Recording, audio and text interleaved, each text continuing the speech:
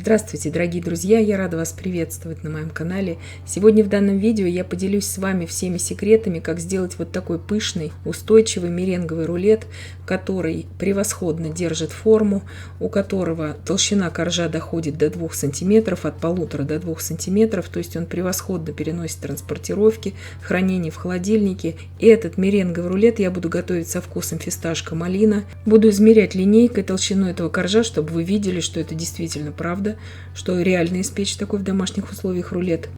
И сначала приготовим малиновую начинку. 150 грамм уже без косточек малинового пюре в ковшике с толстым дном довожу сейчас до кипения. 40 грамм сахара, 15 грамм кукурузного крахмала. Все перемешиваю, добавляю туда 25 миллилитров холодной воды. Все это перемешиваю. И иду сейчас уже в закипающую малиновую массу, тонкой струйкой ввожу при непрерывном помешивании всю крахмальную смесь. Все это делается очень быстро, потому что объем здесь маленький. Все это довожу сейчас до кипения, и как только пойдут первые пузыри, провариваю примерно еще 20-30 секунд и сразу же снимаю с огня.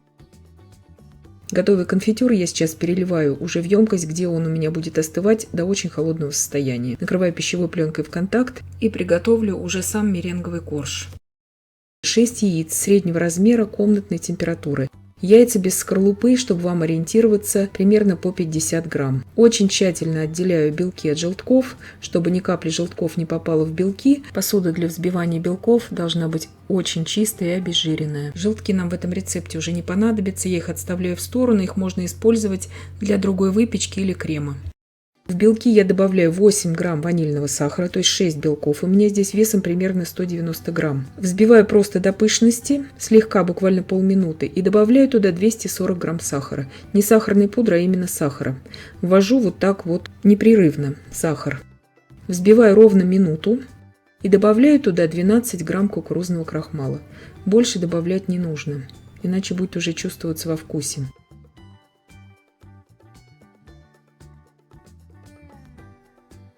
Сейчас взбиваю эту массу примерно 4,5-5 минут до введения лимонной кислоты. Здесь у меня прошло 4,5 минуты. Добавляю 1/4 чайной ложки лимонной кислоты туда. Вы же можете добавить 1 чайную ложку лимонного сока, свежевыжатого я имею в виду.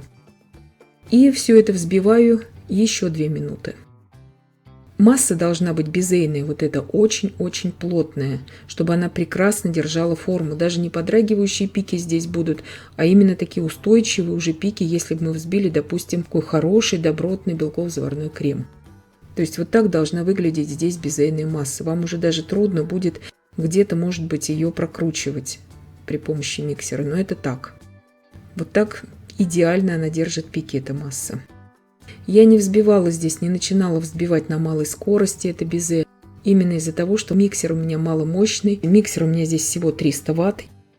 Если у вас миксер очень мощный, начинайте тогда взбивать эту меренгу на малых оборотах миксера, постепенно увеличивая обороты, и достигайте по консистенции меренгу именно вот такую, которую я вам показываю. То есть она должна быть реально очень плотная, эта меренга, для приготовления вот такого качественного, пышного меренгового рулета. Противень у меня здесь стандартный 42 на 32 сантиметра. По несколько сантиметров я отступаю намеренно от бортиков и из кондитерского мешка выкладываю всю массу уже на противень. Бумага здесь у меня пекарская, силиконизированная. Обязательно нужно брать только силиконизированную бумагу. Хорошо также выпекается на тефлоновом коврике. На силиконовом это все будет зависеть от качества этого силиконового коврика. Я не очень люблю выпекать именно меренговые рулеты на силиконовом коврике. Этот корж, который мы отсаживаем из кондитерского мешка, должен быть уже очень таким плотным и высоким. Он раздастся сейчас по паре сантиметров в разные стороны. Переживать не нужно, он станет больше. Очень аккуратно, чтобы не осадить меренгу, я разравниваю все это сначала железным шпателем, и потом также я соберу пластиковым шпателем все это с боков. То есть, если вы хотите, чтобы действительно у вас был качественный такой продукт, Меренга должна быть действительно очень-очень хорошо взбита. Это один из залогов успеха в этом меренговом рулете. Чтобы рулет сохранялся долго, вот именно для этого мы взбивали уже вместе с крахмалом его. Смело можете использовать свежевыжатый лимонный сок вместо лимонной кислоты. 1 чайную ложку. Также прекрасно все будет взбиваться с лимонным соком. Бортики все вот так вот подравниваю вот этим шпателем пластиковым. Если вы хотите какой-то рисунок, чтобы у вас был, вы можете волнообразным шпателем сделать сверху рисунок, посыпать, допустим, миндальными лепестками. Это все на ваше усмотрение, как вам нравится. Сейчас этот меренговый корж сильно увеличится в размере при выпекании. Выпекать буду при температуре 165 градусов с конвекцией на среднем уровне ровно 20 минут, не дольше. То есть будет хотеться еще дольше его попечь, не нужно. Проверено уже из собственного опыта, буквально на 5 минут дольше держу его в духовке, и тогда уже корж становится не таким пышным. Сразу отвечаю на вопросы в комментариях. Такой результат получается только с конвекцией. Если у вас нет конвекции, по многолетнему опыту знаю, что если вы будете выпекать при 155 градусах Цельсия 30 минут, у вас будет более плоский корж. У меня есть рецепт меренгового рулета, такой домашний, то есть корж там совершенно обычный. Я вам ссылочку оставлю в описании к данному видео. Итак, у меня прошло ровно 20 минут, корж у меня испекся. Я даю ему сейчас постоять примерно 5-7 минут при комнатной температуре. Вот так он выглядит уже после 7 минут. Положила на него пекарскую бумагу и решеточку. Переворачиваю. Сразу убираю вот этот противень, на котором мы его пекли. И сразу же снимаю пекарскую бумагу с дна коржа. Вот это важно сделать, чтобы он не отсырел, этот корж. Даю ему сейчас полностью остыть на решетке. И в это время приготовлю быстренький очень крем. Итак, здесь у меня 150 мл сливок для взбивания очень холодных, 8 грамм ванильного сахара, 20 грамм сахарной пудры и 150 грамм сыра маскарпоне. Сыр маскарпоне тоже должен быть холодным. Все это я сейчас взбиваю до устойчивых пиков. Крем здесь можете абсолютно любой использовать. В такие пышные рулеты не используется много крема в начинку.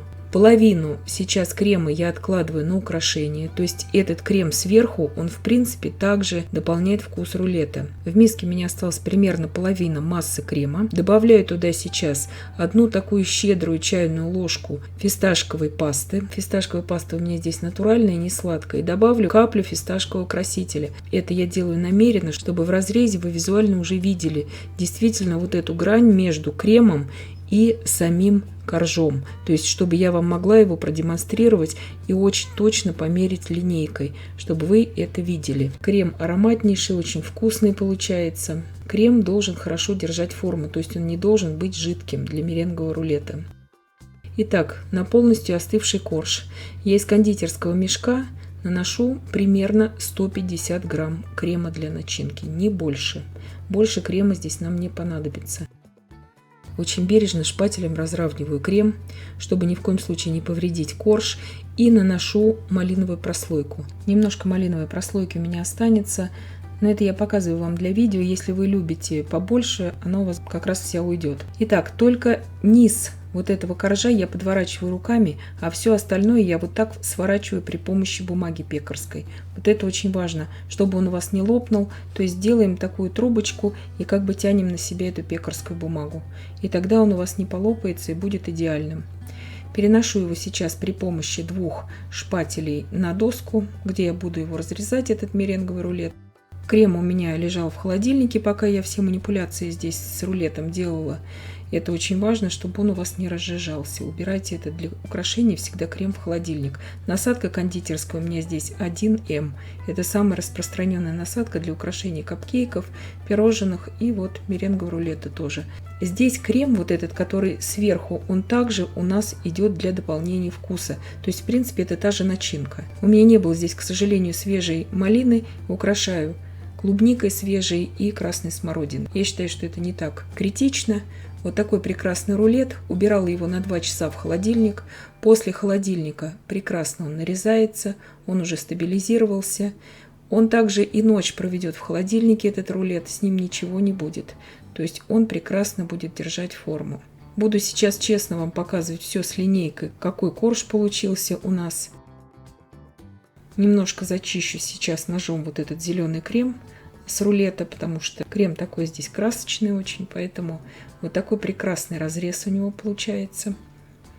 Переношу сейчас назад немножко, чтобы мне как бы вид рулета опять создать вам для видео. И даже несмотря на то, что я переношу туда-сюда эти кусочки рулета, ничего с ними не происходит. То есть он превосходно держит форму. Не бойтесь таким образом его взбивать и таким образом его выпекать.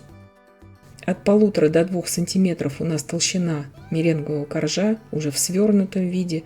Я считаю, что это превосходнейший результат для домашней выпечки.